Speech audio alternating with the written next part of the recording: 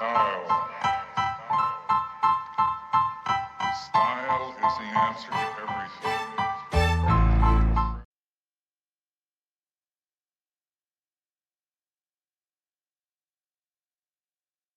What's up, my babies? It's your girl Jenn checking in, back with another reaction video. And you guys, this video has went viral. It's been up for less than 24 hours. It's been watched. Y'all know my eyelash is crooked. I'm sorry. Let me introduce myself. I am your girl Jenn checking in. I am your slightly thick, okay, extremely colorful auntie, sister, girlfriend in your head, wherever you need me to be, whatever you need me to be. I'm showing up for you in that space. And today we're on a journey toward Jesus, from wretched to righteous, from whole to holy, from thug to theology. This, I feel like, is a journey towards Jesus from thug to theology in here, because a lot of what Amanda Seals is talking about is just facts, right? And we all know that the Bible is fact. So a lot of this stuff, she's not quoting the Bible or nothing like that, but a lot of it is just facts based on Deuteronomy and just based on a lot of stuff. She is really kicking some real knowledge against a lot of ignorance that's draped in melanin, and it is really crazy and sad. But I just came across this video just when I opened up my YouTube, and I have seen something similar to this before, and it was interesting. So when I saw my girl Amanda Seals on here, I was like, yeah, let me see what she's talking about. Let me see what this is about. So I was able to watch half of it before I had to go pick up my daughter from a performance. She's a performer with the Detroit Youth Choir. So I had to stop it in the middle. So this is where we're picking up at 41 minutes in, right? Because when I was on my way to pick my daughter up, I hear Angela Yee talking about it. So then I look and I see that it's like got so many views. I'm like, oh, I'm not the only one watching this. So let's watch it together, y'all. If you guys have already seen the first ones, comment. Let me know what you thought about the first few people. The one dude with the blue jacket, he was crazy. It was so hilarious when he started acting like Martin Luther King. We started talking like Martin Luther King Jr. I'm like, oh yeah, this guy is nuts. He really thinks a lot of himself. The one black girl who was talked about growing up on South Side of Chicago and lost her cousin and her dad to gun violence or whatever. A lot of these people, you can tell that their views are defense mechanisms. If you ask me, even if it's not self-hate, it's like a tool of defense against the negativity that they see in their community, against the negativity that they see in their family. It's like, I don't want to be a part of that, so I'd rather be a part of whatever it is that they feel like they're a part of, because I know they can't feel like they're a part of the white community, or you know what I'm saying? I hope they don't think that they know we're better than all of the people that they looking down on, because in the eyes of the people with the strings, they're not. So anyway, y'all, we're picking this up on John Samuel. I have not seen this one, so we're gonna watch this together. Let me go in here and get this started, y'all. So let's go. This is Surrounded. One black radical versus 20 black conservatives featuring Amanda Seals. The question she's on right now is: systemic racism isn't a theory, it's our lived reality backed by data and history. That is the point that she's making, and they're supposed to counter that fact or that point. And this is a debate, you guys. Hi, parents. I want to listen to you first. Why do you feel that? Why do you feel that way? Why John went to debate training before he came here. Okay. Ultimately, I feel that way because it's simply just facts. It's in the books, and that's why there have been laws to challenge it. There have been innumerable instances where actual systems were created specifically for the impediment of Black people to advance. We have also seen numerous instances where there were things created for Black people to advance, and they were taken back under the auspices of, we don't want them to advance. Y'all, we just gotta address the elephant in the room, which is his mustache. Okay. What? I mean, because is it a mustache? Is it a beard? Is it a beard stash? Like, I'm so intrigued and confused and kind of turned off. It's like, Is this what is that guy name on the Looney Tunes or whatever? The little Mexican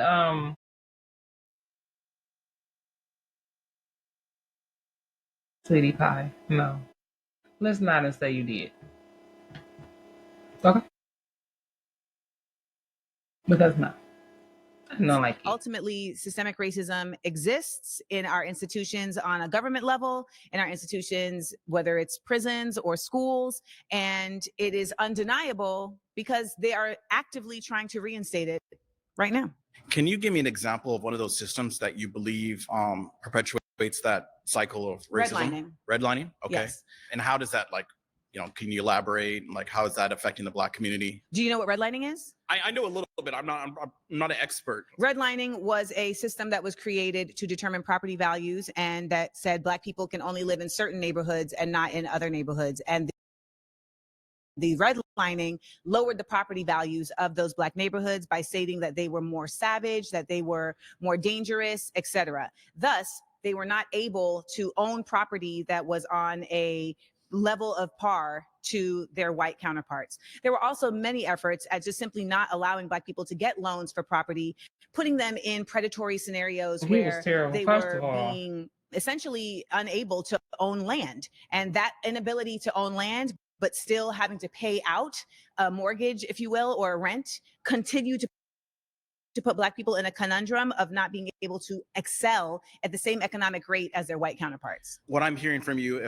if I'm hearing correctly, is it feels like in the United States that for a while we've kind of established these systems at their foundation, and they've continued on, and they've continually just oppressed Black people, and we haven't dismantled them, and we haven't done much so they continue to complete the cycle. Is that what I'm hearing correctly? Well, in many of these systems, they have been dismantled maybe in name, but because this country has never dismantled the culture of racism, they end up still living in practice. So we see that, for instance, in the way that the appraisal system works. Now we saw there was an entire documentary on how appraisals have been also very racist, home appraisals, right? So your ability to sell your house for the value that it deserves. Right. There were a number of homes, particularly in Marin County, California, where Black people had one appraisal when they had their Blackness up. So they had their dashikis hanging, and they had their, they had their Black Good Times poster. But then when they removed all those items and put up white people and a dog in the house, and then had their white friends come and pose as the owners of the home, the appraisal was significantly higher. And we have seen that in a number of instances. Now, of course, that is just Marin County, but there are a number of other scenarios where this has been relayed. And that's why there were certain efforts by the Democratic Party to say, okay, well, we're going to try and step in for this. I actually remember that case, and I watched it with the family, and I thought that was just really just terrible. But the problem I guess I have with systemic racism is, I guess for somebody like me, where my family comes from, the Deep South, you probably don't even know it, Aliceville, Alabama. That's where my grandparents are from. And my grandpa came, if you saw the house that he grew up in, I'm not trying to be funny, it looked like a slave house. It was just, they grew up in poverty. And the fact that he was able to go from that and get the highest rank enlisted in the United States Navy amidst, all these, systems, so to speak, and he was able to buy his own house out in San Diego. He was able to, pass on these things to his son, my dad, and his grandchildren. Now I'm able to get an education. I was able to get my undergrad, my master's, that, the great grandson of enslaved peoples can now say that, educated and can even run for Congress. I don't see how these systems are still in place as they were before, because before I would say you do have a little bit of a foothold. You do have some validity there. But I just think these days when we call it systemic racism, really what we're calling it is those people who may still be in those institutions, those individual people who may actually be racist and hold some racist ideals, who are continuing to perpetuate this. I believe it's those people. So in all reality, the problem is not the systemic racism. The problem is us.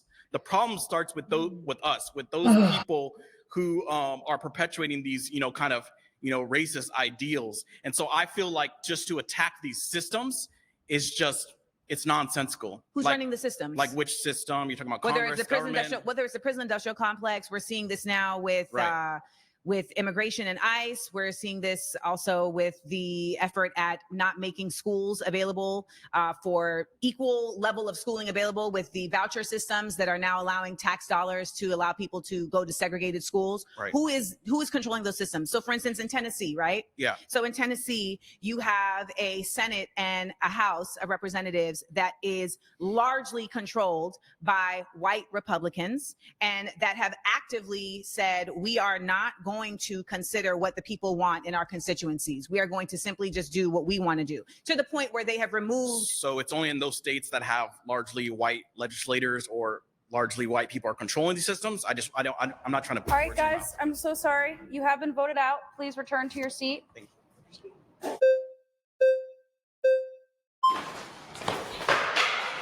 Oh, Lord.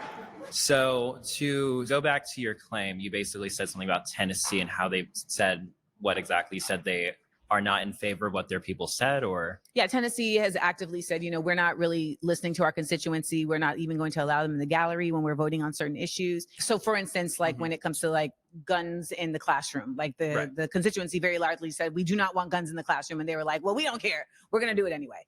We've also seen them actively silence members of the House of Representatives who are Black and not silence someone who is doing the exact same action, who is a white woman, Gloria. Shout out to the Justins. You are right, actually, on this aspect. I did actually remember a time where 2 Black Democrats, I believe, were actually not allowed to speak. And that was interesting. And I found that really like insane, considering they're representatives of the state. Yeah.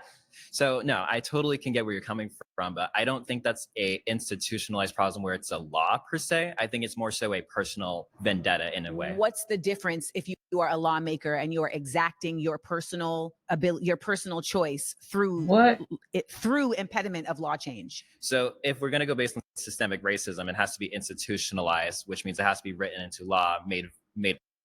Imagine being able to build anything just by thinking about it. Meet Base 44, a complete made public. When it comes to that aspect, that's not necessarily made public by law. That's made public by choice and actual discrimination by person. So I can give you an example in Tennessee. Okay.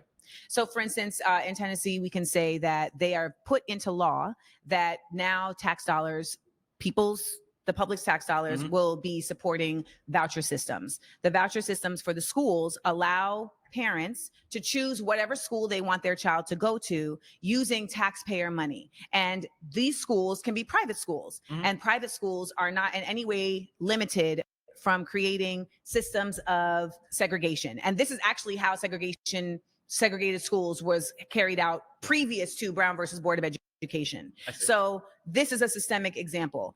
We also can acknowledge that systemic examples come from not always it being written into law.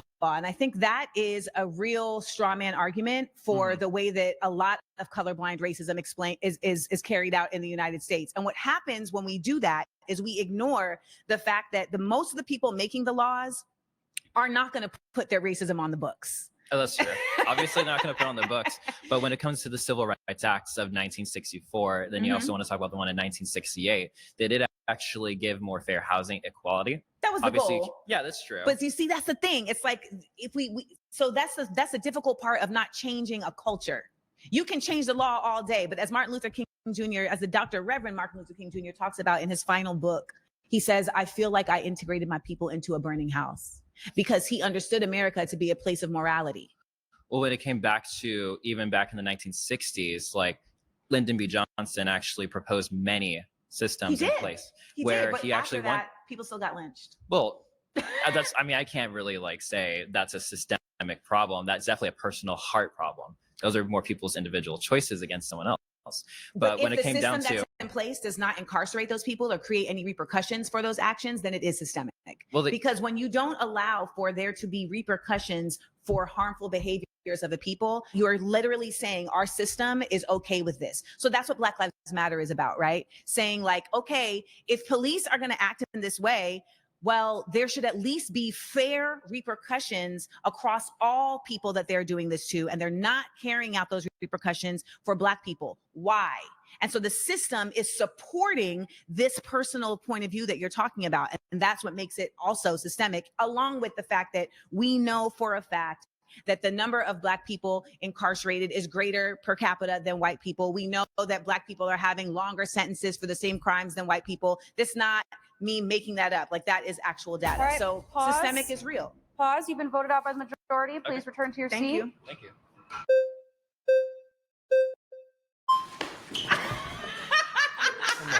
All right. How you doing, Amanda? I'm Hello, Ryan. Ryan. Nice to meet you. Thanks for being here. All right. Well, what I would say is, as far as systematic racism, right? I think most of us would agree that at the very least it has occurred in this country. Okay. Right. You know, we've had slavery, we've had Jim Crow segregation, all these different things. Yeah. I think my argument would be that right now in modern America, I don't think at the very least it's not as prevalent as it has been to where it could stop us from being successful. Okay. I would say that it's not a thing anymore where it needs to be talked about so much and so much attention focused on it.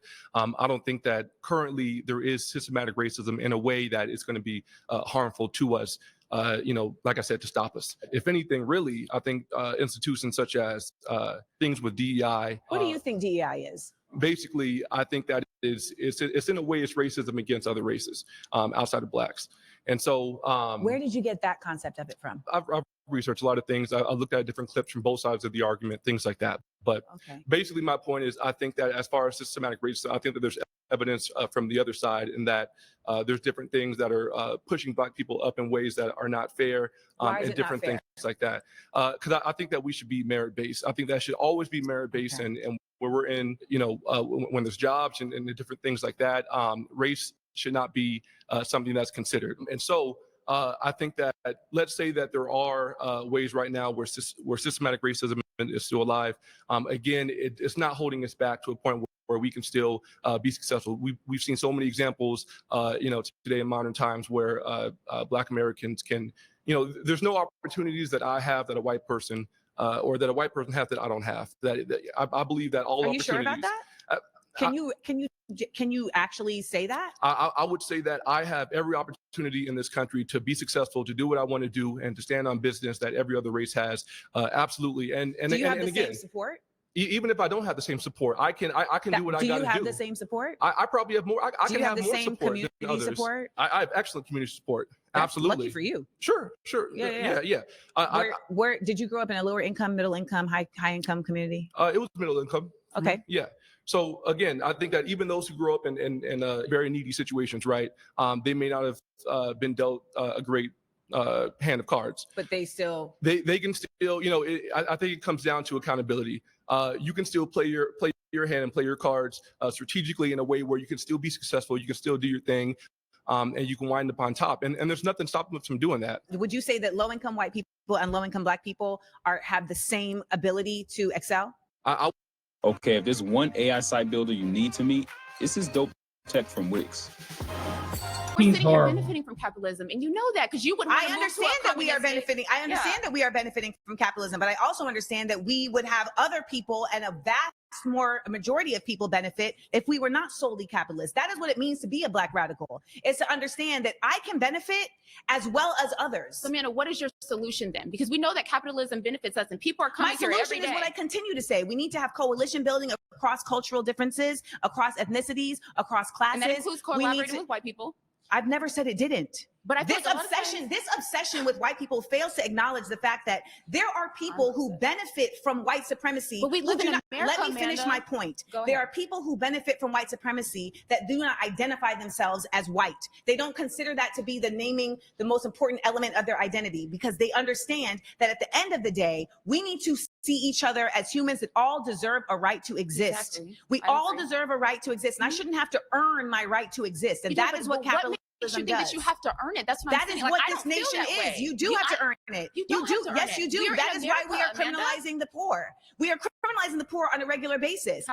How so? Because we're not even allowing for a wage to happen to allow people to get out of poverty. We are seeing inflation grow. We both have people in our family that have done it, so we can't. No, we have not had people that have done it. My mother came to America with an entire nursing degree. I can't say, oh, well, my mother did it. Why can't you? Because my mother was pregnant at 19 from the south side of Chicago. with no degree and still made Good something for of your herself. mom, That's what but I'm this is saying. the thing. So we can't Your do mom it. is.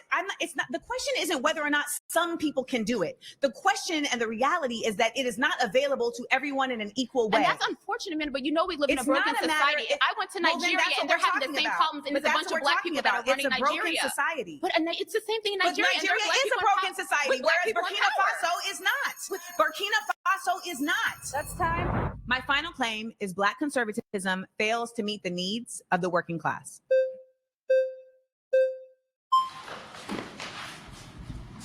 And okay, talk to me. So I think Black conservatives, we're the ones who really want the best for working people. Oh. I think we're the ones, like a lot of the liberals, a lot of the leftists, they want us to do things like office work. They want us to go reparations, try to get things from the government and get handouts. We say, hey, go out there and work, go out there and get these jobs that are available, work with your hands, do skilled trades. That's where a lot of us talk about skilled trades. So working class, that's really a Black conservative thing, in my humble opinion. I would beg to disagree. I think that would be true if Black conservatism also created pathways for people to get those jobs and also to be able to challenge the corporations that are using their labor, that are stealing from them and not impeding them from having a union. So for instance, like in the South, right? I just left North Carolina where I met with the USSW, the Union of Southern Service Workers. This is an unofficial union of individuals who work at places like Waffle House, at Food Lion, etc. And their unofficial union is unofficial because the conservatives in that state will not allow for them to be officialized. Legitimized. Legitimized. There you go. I got you. It will not allow for them to be legitimized because then they would be able to push back legitimately on the corporations to get fair wages, right? So like someone was telling me in this organization that she was in Baltimore getting $15.25 as a minimum wage. And then when she moved just one state away, she was now only getting $7.25 for minimum wage, but the cost of living was the same for her. So when we talk about, you know, the effort of saying, go out and get these jobs and get these trades, et cetera, I think that is valid. But I think that the impediments by leveling up corporations and by pouring into the effort of corporations to keep billionaires, as Black conservatives, you are actually cutting off the ability for those people to excel. Okay, I understand your point, but a lot of us are more about being self-sufficient. So the South, a friend of mine down there, King Randall, has a school for boys. He's 22 years old. He has a bunch of kids living with him. He's teaching them physical skills they can do. Okay, yeah. Being a mechanic, working on your car, working on your house, doing things with your hands. So you don't got to worry about corporations. You could be your own man. You could be your own woman. And also, didn't you also say earlier that you're against unions? But are you for them now? No, I never said that. Also, you're for unions. Absolutely. So when the unions keep Black folks out, you're for that as well? Because that's traditionally what they've done, keep Black folks out, correct? Obviously, I am not for that. The reality is that unions have definitely in the beginning kept Black folks out. And the reason why they were keeping Black folks out is because after the Civil War, when there was Reconstruction, you had all these Black people that had been used with free labor and they had skills, right? Whether they were a blacksmith or a carpenter or whatever. However, they could not get jobs because the white people who now had to fend for themselves, if you will, because they didn't have slaves, they had to go and learn all these trades. Right. And so they actively kept Black people out of those jobs. And then what they would do is that when they would, as a union, say, we're going on strike, the Black people would be like, well, we'll work because they won't let us in their union anyway. And then when they would go and actually get those jobs that the people were on strike for, they would hang them. They would lynch. Teenagers are building businesses with AI, while the only AI you know is ChatGPT. Let's be real. Most people over 40 use ChatGPT. They would lynch them. So yes, these are real things that have taken place. But we keep having these conversations where we acknowledge the past when it's convenient, and then we only stay in the present when it's convenient. So you can't simultaneously say, well, everybody's fine now and there's no systemic racism at the same time as stating that there are unions that are racist and unions that aren't racist. Ultimately, there is racism in the United States. It is deeply embedded. We have seen it in a myriad of examples, even just yesterday or today. And Black conservatives are working against the working class because they are actively placing their vision, their ideology of Black excellence in economics solely. Well, there is racism and in individual economics. And I think that's really the big difference of what we're talking about right now. You're talking about every man for themselves. Every man for themselves. No. I don't say that. Oh, you didn't say that? I say that we have to be individual as people, as black people, but still get all of us on the same page. My friends at school, he's not just looking out for himself, looking for all these kids as well. So it's like, okay, I bring myself up and then bring everybody else up, rather than relying upon the corporations and white people to lift this up. That's where we come from. So I think there's a difference between relying on and acknowledging that there are impediments of. And I want to acknowledge the reality that we keep seeming to bump up against, which is that everybody has equal ability, and they don't. Everybody doesn't have the same impediments. So, for instance, I grew up with a single parent, not because... Me too. I grew up with a single parent, not because my father was some deadbeat that didn't have... My father has a MD from Harvard. My father has an MBA from Tufts. My dad was a firefighter, so working class, conservative. He just didn't want to be a parent. So when we talk about this whole idea of like, oh, the blacks that are, you know, not doing the thing, it's not about necessarily what class you're in. It's literally just about, we live in a nation that gives the option of, I don't want to be a parent. We live in a nation that gives the option of, I don't need to be in cooperation with our community. And as far as I'm concerned, Black conservatives do not address the needs of the working class, which are fair access to resources, which are equal access to getting jobs, which are equal pay to the same access as others. And we don't. Equal to who? Equal to other states even. Like, there's no reality where you can say that the same amount of white people are working low-wage jobs per capita as Black people. A lot of the reason is because there's such a disparate incarceration of Black people that it impedes their ability to get higher level education as well as higher level employment, because we know about disenfranchisement. All right, there you go. Hi. Hi, Layla. Nice to meet you. Nice I'm to meet Layla. you. I would actually argue that the Black working class is failing themselves. Wouldn't you agree that, you know, in order to get a job, in order to qualify for a certain position and an education system at a job, wouldn't you argue that it should be based off of qualifications and not your race or identity? I've never argued that. I've never argued that. That's not I be know the case. that you were saying that you would argue that it should be equal, right? So you're saying that there should be Black Americans in education systems, in jobs, but wouldn't you argue that they should be qualified for those positions and not just placed there because of their skin color? I've never disapproved that. Okay, so let's say... That's not what DEI is. Okay. Do you know that? Well, I'm not talking about DEI right now. Well, because you're suggesting that I suggested that somebody should get a job just because they're Black. And I've never asserted anything like that. I mean, I understand that you may not say that exactly, but a lot of the things are, you know, they're pointing to that. No, it's not pointing to that. And so that is that I need to clear this up because it's a really important point. Okay. We live in a nation that has actively pedestaled white people. Can we all agree on that? That we in the past, we can't. in the past, in the but past, not currently, in the past. but not currently. So, okay, fair. Okay. So how many Black people are part of this administration's cabinet? I'm not sure. Can you tell me? Can you fill me in? Zero.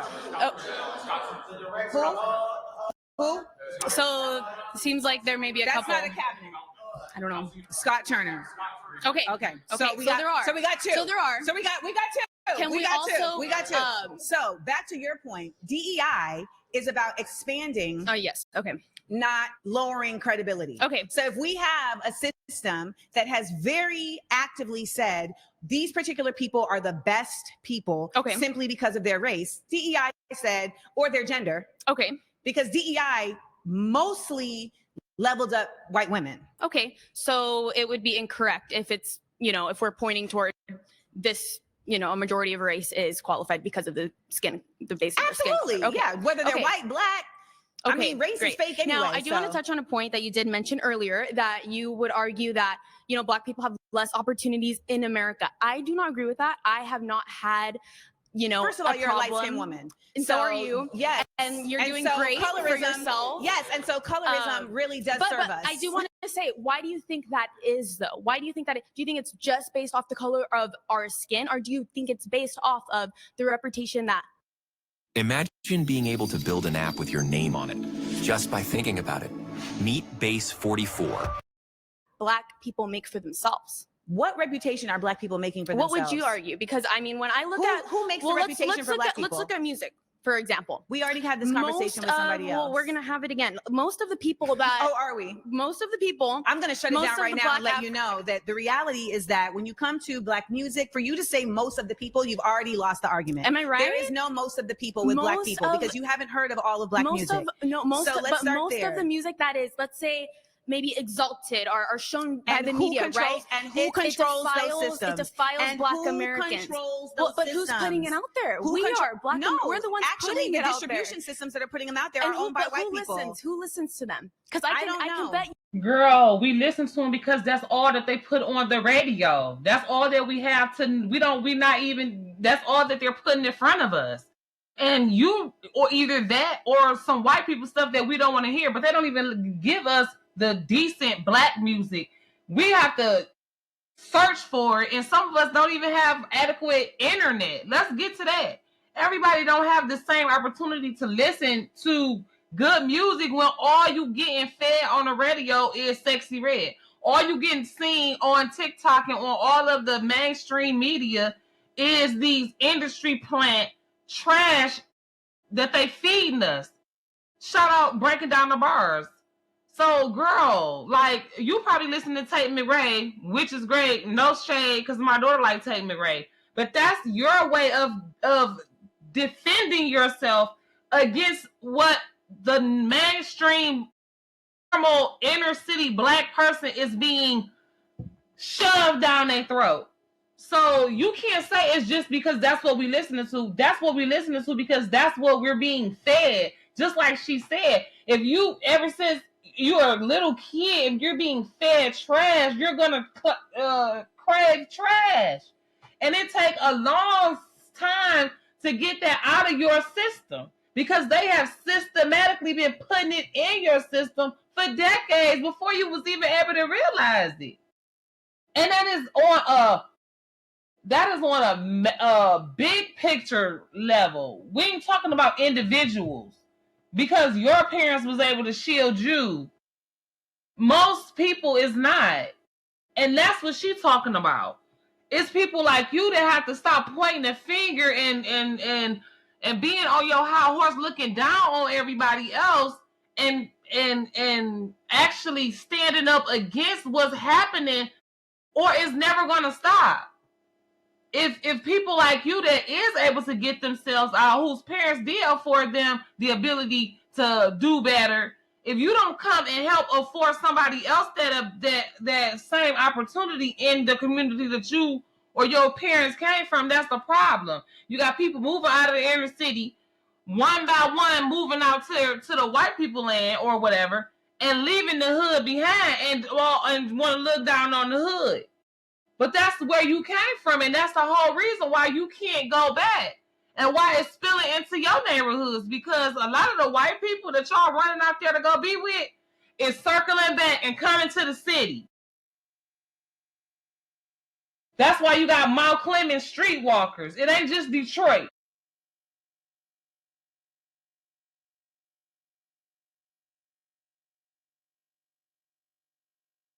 Ugh, this type of person right here, I really... Most of my friends, my Black friends that are not conservative, they listen to that music that defiles their bodies. You know that who talks else about Black on Black crime and white people. But if we don't acknowledge a bunch of other people, white people is be the main ones at the rap concert. Stop playing. The white girls be the main ones twerking, want to be Black, listening to all of the songs, saying nigga and everything else. Like, what are you talking about? Like, these type of people just be making shit up. They live in their own bubble, which is a defense mechanism, because really they scared to be Black for real because they ain't got the balls to be Black for real. Because it take balls like what Amanda got to be Black for real. Ugh. Is talking about the same thing, even though they are. We simply like to start at the branches of a tree and not at the root. We have to understand that the media is king. Okay, media is king, and media does not favor conservatism. I can tell you that right now. I mean, look at the protests right now in Los Angeles. Depending on who is in office, media does favor them. I mean, we have Trump in office right now, and media is not favoring Trump at all. Media is absolutely not favoring Trump. Media is absolutely favoring Trump Trump. is Yes, also they are. not favoring that particular type of media, but it depends Okay. on the day. And we have to acknowledge that Right. regardless of whether you Be talk for real. conservatism or not, media has never favored Black people at any point. All right, guys, that's time. You've been Okay, voted out. thank you. Please return At to any your point. seats. Please get her the fuck up out of here. Boo! Boo, boo, boo, boo, boo, boo. Boo, we is not gonna clap for her. Boo, boo, boo. And oh God, we got to sit through this nigga again. Osaka sucks. I cannot stand this guy. He was terrible the first time with his little young, ignorant self. I'm back. So let's talk about facts. I just want to move back to systemic racism because you mentioned systemic racism earlier. I just want to look at 3 applications of systemic racism against white people and against East Asians as well. Okay, and this is another thing that I don't like about this guy because he really tries to take over and take control and just act like he just so much above her and everybody else for like the whole situation. Because, sir, this is not the question. You missed that. You didn't get a chance to come up here and rebuttal her on that question. They had 20 minutes on that. Now you want to come back up here and talk about, oh, I want to go back to systemic racism. No, we're not talking about systemic racism no more. We're talking about how the likes of you and your ideology is doing absolutely nothing to help or shows that you guys don't give not half of an F about the working class. That's what we're talking about. We're not talking about systemic racism no more. You missed it. So now you want to come and try to control and revamp and reverse the conversation. No, if I was Amanda, I would not even acknowledge what he's saying right now. I would be like, no, we're not going to go back to systemic racism because that's not what we're talking about. We're talking about this, and that's what you're going to either debate me on or you could get the fuck out the chair. I don't like this guy. So, for example, we have the National College Attainment Network, which defines affirmative action or even race-conscious admissions. If I was her, I would sit here and look at him just like this. I would sit there and look at him just like he talk, like he doing. Let him talk, let him say everything he's saying, and then I would not respond to him. I would make him respond to the question that is at hand. Because who the fuck do you think you are? Factors whether or not you're going to admit a student, and we noticed that when race-conscious admissions was out of it, Black enrollment dropped 64%. At UC Berkeley, and that is an act of systemic racism. Trying to look at people's races and allow them into colleges whether or not they're of a set race is racism, and it's race conscious. And Martin Luther King's most famous quote is that he doesn't want his children to be judged based on race, but by the content of their character, and the content of people's characters also includes merit. We have another example of systemic racism. Burgess Owens, he's a representative out of Utah. He's a Black Republican representative. He called out the MIT president for having Black-only dormitories. I mean, what does that mean? Why are we trying to segregate each other and say that Black people feel safer amongst Black people when the truth is they are actually more in danger when they're around Black people? And that's unfortunate. It's sad that I'm saying this, but it's the case, and I have to say it because it's true, okay? Black people are killing each other at a vast, crazy rate. Black men rapping about it.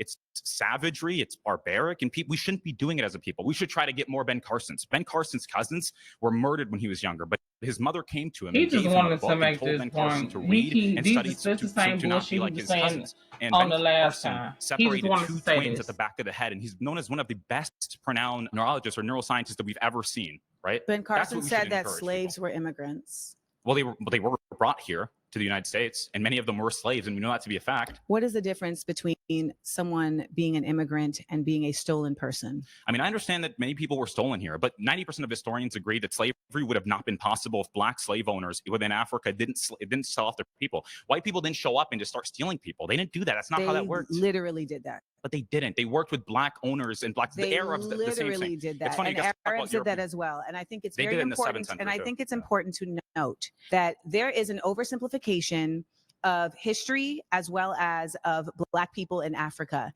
There's a failure to acknowledge that in Africa, Black people did not consider themselves Black people. That was a racial distinction that was solely created by white oppressors to legitimize slavery. Arab oppressors, actually, because the Arabs did it in the 7th century. They were the first ones. They did not name it under Blackness. They simply just decided we're going to go and have enslavers. This was a decision that was actualized and then tried to be pushed forward through eugenics. Literally, there was an executive order that was passed a few months ago that said that Donald Trump wants to now control the museums because he wants to take back control of the narrative around race. And in one of these museums that they cited was that there was a display that speaks about race not as a biological thing, but as something that has just been created as a social construct. And he stated that that is an incorrect expression of race, that race is biological. But it is biological. Like let's look at our phenotypical traits, the nose differences, wow. the hair texture. It's a biological thing. Oh, Sure, there's baby. a It is social not, concept, but there's biological differences that sir, exist. It's you're fine. very convicted in your You look lack different. of information People can look around different. these things. Race and ethnicity are two different things, okay?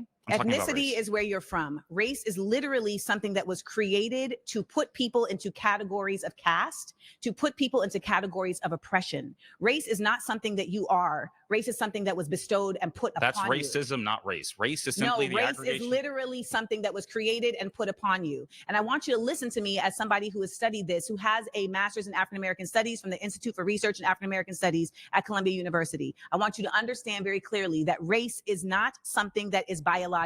There is literally no. Hold on. This hoe.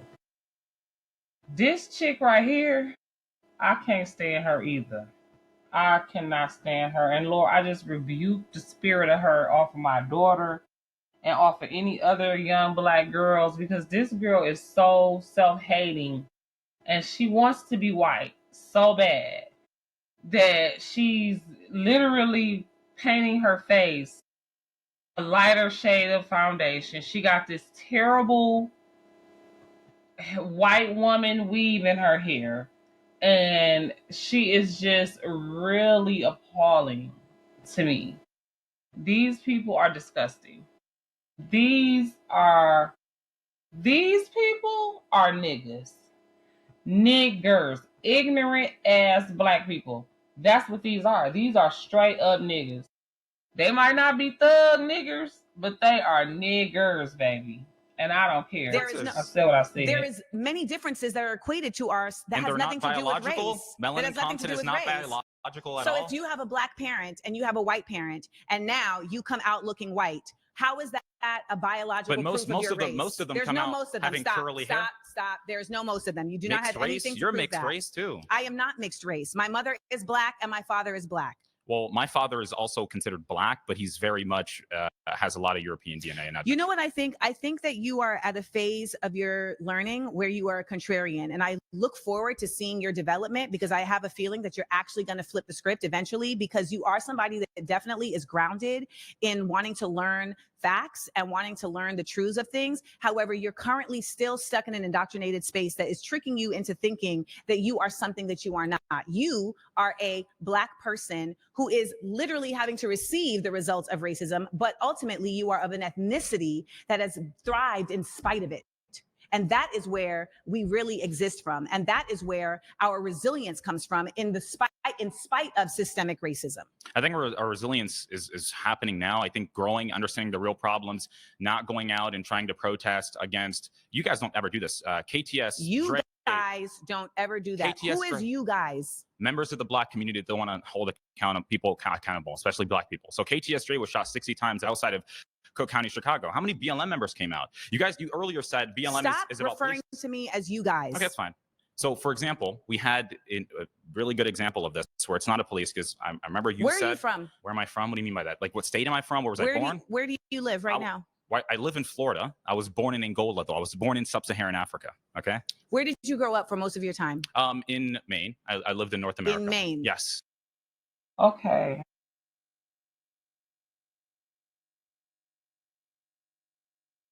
So first of all, stop referring to me as you guys. Period. Okay, love that. That was so necessary. I was gonna say something else and I forgot.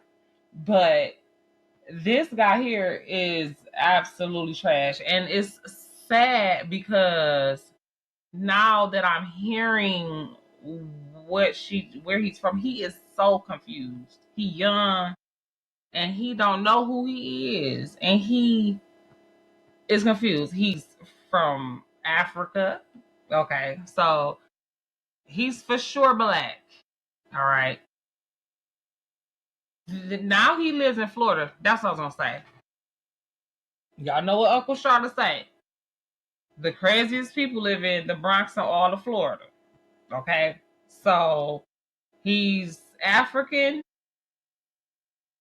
He grew up in Maine, which sounds extremely mayonnaise-y. Okay.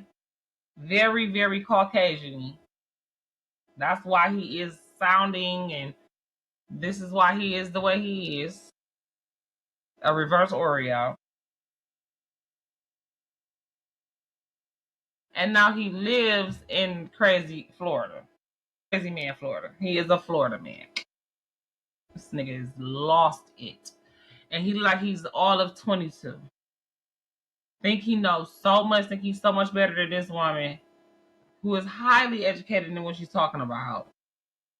Like, these people is. And what is the population of Black people in the town that you're from? It's really extremely low, but I grew up around Black people, and there was a Black community where I lived. And that Black community that you lived in, did they teach you about Black history in the United States? Like, are your parents Black American? Yeah, my mom is Black. My father is Black. No, I'm asking, were they born in the United States? No, because I wasn't born there. Oh, so you guys are all from Angola? Yes, but again, I like I told you earlier, right? In terms of people like KTSJ, they were shot. BLM doesn't come out for them. And I remember you earlier said, think it's really hold on, can I please finish? You earlier said that BLM is worried about police, but when Daniel Penny choked out the man that we all know was causing violence on that subway train. He was not causing violence. He was threatening people. Causing disruption is not causing violence. He was threatening people. Causing disruption is not causing violence. And the people there. Daniel Penny put Jordan Neely in a chokehold after Neely allegedly threatened, harassed, and yelled at passengers on a New York City subway. Neely died. Penny was found not guilty of criminally negligent homicide. So, if he was yelling and threatening and stuff, if he didn't put his hands on somebody, he wasn't being violent. So he didn't need to die. Help them also, and we know that he would help them. I don't know what that has to do with BLM. Random people on a train is not Black Lives Matter. BLM showed up for that. They did. Showed up for what? BLM showed up threatening white people, saying that they're going to go get white people now. They BLM did. protested. BLM New York. BLM protested. Where did you get that from?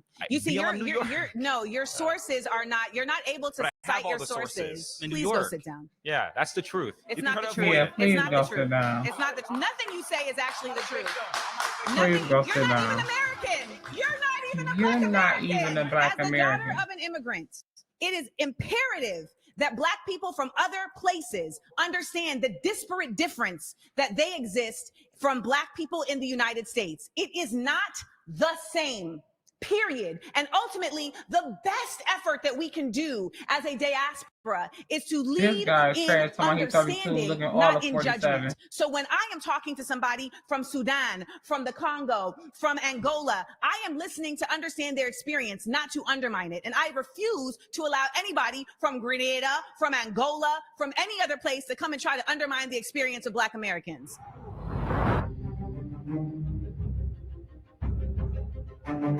Imagine bringing your side project to life just by thinking about it. Meet Base 44, a complete AI creation platform. Who feels passionately about something that they want to talk to me about? I choose John Samuel because I like his facial hair and dashiki pairing. I feel like he's going to sing a mean R&B. Which one? My claim is that Black people as a community need to walk away from the Democratic Party and progressivism completely. I'm saying this from a very unique perspective. I'm not trying to shout myself or anything. This is really just my experience. Currently, I'm running for Congress, right? And one of the biggest hurdles I have in doing that is the Black community. It's because they expect us to be in this box. What's the box? The box would be, okay, you're Black, so you got to be a Democrat. You got to think this way. You have to have this view on this matter. Tell me, think what way? Like, I really want to understand. So let's take immigration. That's a hot button issue right now, especially in Los Angeles. Yeah. My view is that you should come here the legal way, and that if you don't come here the legal way, you are subject to the laws of the country. But I also feel that if you're, anyone would disagree with that. Yeah. Well, I'm just saying that a lot of people, especially where I'm from San Diego, will like to put Black conservatives in this box. And the reason why I say specifically in my claim that black people need to walk away from the Democratic Party is because every single election cycle, all they do is use us as their tokens. They use us as their kind of election tools. They use us as these campaign posters. They tell us to come to their rallies. They tell us to sing on their stages. They tell us to do all these things, and they forget about us 3 other years, and they remember us 4 years later. Every single cycle, it happens again and again. And I'm one of the people, like, I really appreciate you because it seems like you have love for the black community and you have a love for people. And I appreciate that. And I do too, because I don't express that in the same way as, let's say, as a black person who's a member of the Democratic Party. I get called Uncle Tom. I get called a racist. I hate myself. I love myself and I love our people. I love everything about us. We have done so much for this country. We built this table that everyone is seated at. We deserve rights. We deserve all these things. However, what I don't like more than anything, is being used. It's being used by politicians, being used by governments as some type of puppet to say, here's my black person that's voting for me. I don't like that. And it makes me sad, no matter you're Democrat, Independent, Can Green I Party, respond? whatever. Yes. Yeah. Sorry. You know what? I gotta say before she responds, I like John Samuel, and I'm glad she chose him to debate. For me, it was gonna either be him or the girl in the beginning who was really cool about everything. Y'all didn't get to see her. I might have to rewind to watch her again with y'all. But I liked his vibe, his energy was good, and the fact that he running for Congress, I think, is good too, because it gives his constituents a chance to really hear him out on a different kind of stage, in a different kind of debate. And I agree with him though. I do not like being put in a box. I don't like being put in no type of box. As much as I love the Lord Jesus Christ, I believe in him, his birth to a virgin life, of sinless life. I believe in his death, burial, resurrection, and him being the Son of the Most High God, the first creation of the Most High God, my Lord and Savior, all of the above. I believe in every word in the Holy Bible, but I do not subscribe to being a Christian. I just don't, because you want to know why? The same slave owners was Christians. The perverts in the pulpits is Christians. The people who put church hurt on me in the past is Christians. I don't want to be lumped in with them, because at the end of the day, that is a man-made word. I don't believe when Jesus Christ walked the earth, he was like, okay, now y'all gonna be my Christians. He said disciples. He said go make disciples. So I will call myself a disciple of Christ, but I am not gonna call myself a Christian just because y'all say I have to say I'm a Christian. The same way with this boyfriend-girlfriend stuff. The man that I love know that he the man that I love. He know that I want to be his wife in the future, and that in my eyes, we are each other's future fiance. That don't mean we got to walk around calling each other boyfriend and girlfriend because that's what society say, because that's what y'all do. Just because everybody say that black people got to be Democrat, I don't have to say I'm Democrat. Do I agree with some things that's Democrat? Yes. Do I agree with some things that's Republican? Yes. I don't have to pick and choose the side. Just like back in the 90s, I didn't have to pick Brandy or Monica. I like them both. And now that they're going on tour together, I'm going to be singing all of their songs. And Kelly Rowland.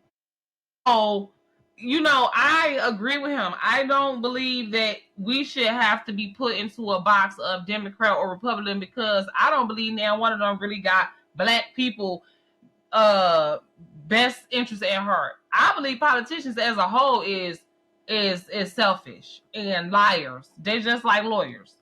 But I do believe that, if anything, I believe that black people and black supporters and people of color that want to align themselves with black people, we should start our own political party. We should have been started our own political party a long time ago, back when it was civil rights, or back when the freaking slavery was first abolished. Black people should have had our own political party. So, that's what I think about that. I agree with this man. that it's wrong that just because you don't agree with certain things, you got to be caught. Now, if you Uncle Tom, you Uncle Tom. Some of them people up there is just Uncle Tom's. It ain't, you know what I'm saying? But he genuinely did not seem like that. He seemed like he genuinely just want better for blacks, and you know, he genuinely seemed like he wanted to understand where she was coming from and wants to reach a common ground and a unification so we could all better ourselves, whatever area ideology you want to have once you break off from being black. But at the end of the day, we all black, and on that we need to stand together. You could go and be conservative, you can go and be liberal, you can go and be whatever you want after you black, but you black first, and that's enough to where you should feel a empathy and a connection to another black person. And I feel like these people, because they don't like where we are as a people, they try to sever ties with black people and make it seem like, oh, they just above and black people is so terrible. But if that's the case, you are part of the problem if you're not part of the solution, because at the end of the day, they're going to look at you. They're not going to point and say, oh, well, this is a black person who is a Republican, or this is a black person who is. No, you're black, and they're going to treat you as such. Completely agree. Yeah. I completely agree. I would add to that it's no different with the Conservative Party, that there is 1000% a use of black people to weaponize a concerted effort to literally, quote unquote, make America great again. The concept of make America great again did not start with Donald Trump. It started with Ronald Reagan, and it happened right after the Civil Rights Movement. There was a very strong, visceral response by white people after the Civil Rights Movement, after the Voting Rights Act of 1965, the Civil Rights Act of 1964, the Fair Housing Act of 1969, the Economic Opportunity Act of 1965. These were all efforts that were put in place on a federal level to say, okay, fine, here and damn, we're going to give you a little bit of something to get your weight up. After that, there was a active effort made by conservatives, because that's also when we saw the flip between the Democratic and Republican parties. There was a flip. That's actively what happened. There was a flip. And since Reconstruction, Democratic Party has been the party of slavery, the party of racism. There was a flip because the Democrats were more aligned with making these civil rights concessions than the Republicans. That's the flip. Ultimately, though, the flip is what people are misappropriating, because the flip isn't a 180. Okay, if the flip is literally just we was this and now we this, and that is not the same as we are for black people. The Democratic Party is not for black people, nor is the Republican Party.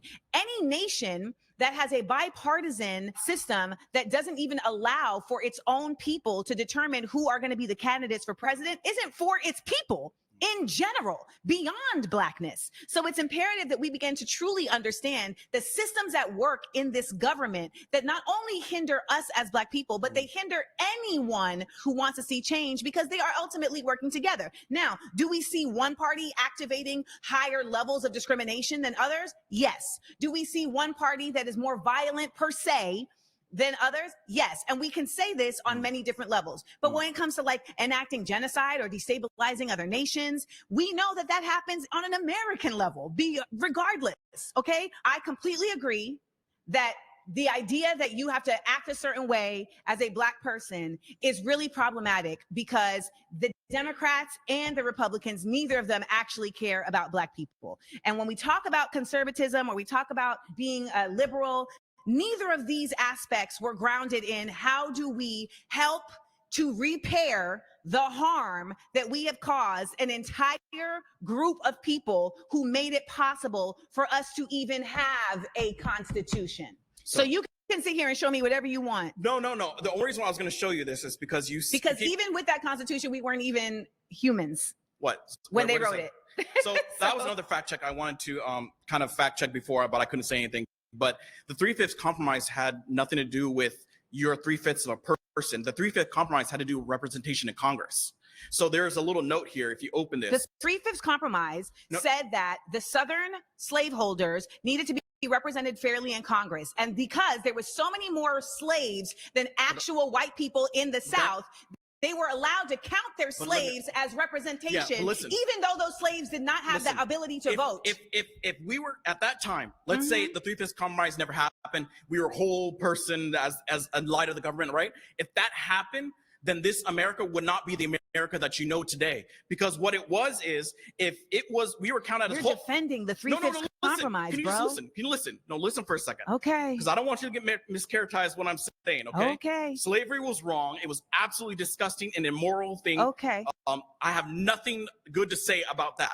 But the Three-Fifths Compromise, if you counted a person who was a slave as a whole person at that time, most of the slaves were held in the south of the Mason-Dixon line, I just right? said that, yeah. So what would happen is they would have more representation in Congress, and thus those laws that were, by the abolitionists, those would have been gone. Okay, so that would have gave the South more power to do the things that they couldn't do. So that's why they said the Three-Fifths Compromise, because then if it's Three-Fifths Compromise, they don't get that power. But of course they're people, so they have to say something, and that's where this came into play. Because if it wasn't for that, this country would have looked a lot differently. So you're suggesting that it was okay for slaves' bodies to not only be used for labor, but also used to empower those who are harming them to be fairly represented in government? I think it's absolutely, they should have been used, period. Okay, I think it was so then we agree on that. Yeah, so we agree on that. It was absolutely abhorrent. There's no excuse for it. There's no justification for it. So then where's the argument? Because ultimately, when there was an opportunity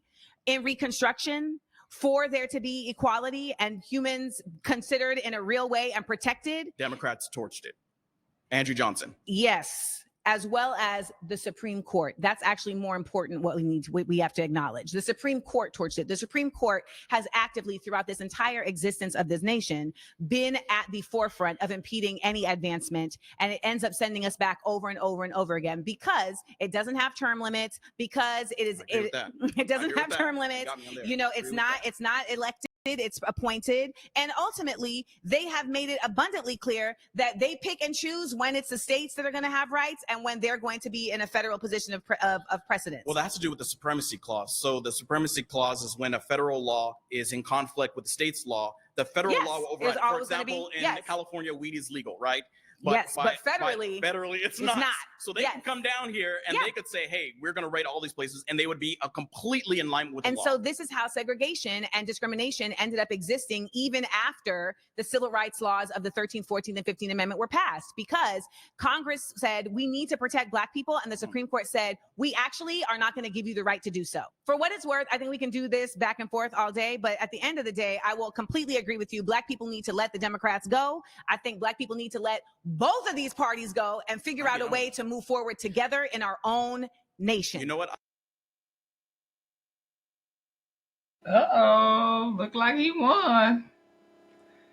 And they did that on purpose because they knew she felt like that anyway, because she's not a Democrat. She's not a liberal. She is her own thing. She, like me, does not want to be put in a box. She's more of a radical, if anything.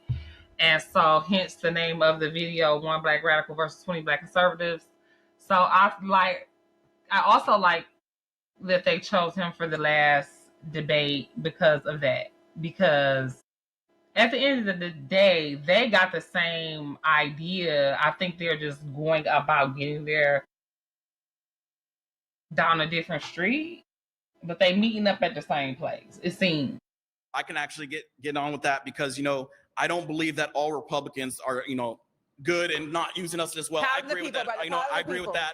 And let's sing a duet. I'm for no matter what color, skin you are, or Black, whatever it is, think for yourself. If you think for yourself and you do your own research and you want to be a liberal radical, go for it. If you want to think for yourself and be a Green Party, go for it. I agree with this. If you want to be a liberal and be a Republican, then go for it. Yes. It's okay. Yes. I'm down for that. Think for ourselves. Let's do it. Now. Let's do it. That was cute. I appreciate coming on the show and you see the first guy who walked off. I could see that there was a care for the community and there was a care for wanting to uplift us rather than treat us like a monolith. And that's what I'm all about. Regardless if you're a Democrat, Green Party, or Republican, I just think that people are far more complex than we give them credit. There is an active effort of folks on any side of the aisle that want to see the elevation of Black people to be able to come together and have real conversations that are grounded not in stats, and this is going to sound real woo-woo, but it's what it is, that are grounded in love. And I hope that whatever anyone took away from this conversation is the reality that I really do love Black people. I love people, and I love the ability to exist on this earth and have access to joy. I think sometimes things get a little bit heated, and that's okay because emotions get the best of us. But I think overall she did pretty well for her position. I don't agree with her for the most part, but I think she did pretty well. Just kind of seeing this dynamic that this is really what happens. A lot of times when we look at discourse, we look at it online. So everybody's typing and typing, but this is what real discourse looks like. When you have to really sit in front of someone and unpack your arguments, you can see the pressure that causes and how you have to really kind of have your thoughts together and how heated and emotional it can get. So I think the fact that you guys created this space for us to be able to do that is awesome. Whether it was productive or not, we'll only see. Hopefully some of the things that, we said stick with Amanda. She was using some of my quotes, about like resilience and everything. And I was like, okay, so I'm planting a little bit of seeds there. And then of course there were times where when she was right, she was right. And I was like, you know what? She has a point. So I think it's pretty productive if you allow it to be. What have you That was pretty good. I ain't even gonna lie. I really enjoyed that. Yeah, I enjoyed that show. Like I said, that was my first time catching one of those. I've watched it before. I think it was with that other lady. What's her name? Candace Owens. And she was talking to a bunch of Trump supporters. And I've seen someone on here say, Candace Owens was debating liberals, I believe it was. But I've seen somebody's comment and they said, let's see Amanda Seales versus Candace Owens. Yes, I would definitely tune in to see that. I think that would be really good.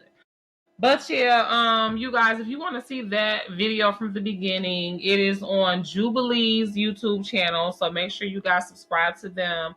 Go check out the video in its entirety. Like I said, you guys, we caught it up. We started watching it at 41 minutes. It was a doozy. I love me some Amanda Seales. I don't care. Like, that is my girl. I agree with like most of what she said, pretty much all of it. And yeah, if you consider yourself a woke Black person, I advise you to watch that video in its entirety. Do your research. Do your research because there are a lot of local elections coming up. Right now, the next thing we got going on is the mayor in Detroit. And y'all already know, girl power. I'm a girl's girl, so I'm usually all about Black women or whatever. But I am going to go with the woman of God on this one, and I'm going to say vote Ken Locke for mayor of the city of Detroit. I believe Pastor Ken Locke has what it takes and is backed by the spirit that we want running this city, not Miss Sheffield. Because I just know that her father is a no. And I don't want to discredit her because her father might not have had a whole lot of influence over her life growing up and the woman that she is today, but I just don't want to put my name behind that name. No way. So, and I'll come with a story time about that probably later this month or the beginning of September, somewhere around the next election. So yeah, thanks for watching this video with me, y'all. If you have made it this far, baby, you are the bee's knees. Now, if you made it this far, leave me a yellow heart. Leave me a yellow heart in the comments, right? Just let me know you watched all the way to the end. I appreciate y'all. I really love y'all for clicking on this video, period. Even if you didn't watch it all the way to the end, if you fast forwarded, if you whatever. Just the fact that you subscribed or that you clicked on my cute face thumbnail. No, but for real. Apparently I'm dramatic, okay? So thanks for sticking around for me and my shenanigans, watching this video with me. If you like it, like it. If you don't, just keep it moving, y'all. Don't be hitting no dislike buttons over here, okay? Because this is not, we ain't doing that, all right? Make sure you are subscribed to Time to Talk It Out, you guys. TTTIO podcast. I'm going to link it in the description box. Please subscribe. We will be taping tonight. We tape Monday nights at 10 o'clock. We're live on Facebook and YouTube. And then you can catch the replay on Tuesday. All right. If you haven't already, subscribe to Time to Talk It Out. Subscribe to this channel, Jenn Checkin TV. Subscribe to my boy Life of T Double, okay, and subscribe to Travel Days TV, okay. All of the things, okay. Once again, I love you to the moon and back, and may the Lord watch between me and thee while we have one for another, because I am out of here. I will see you guys in the next video. Bye.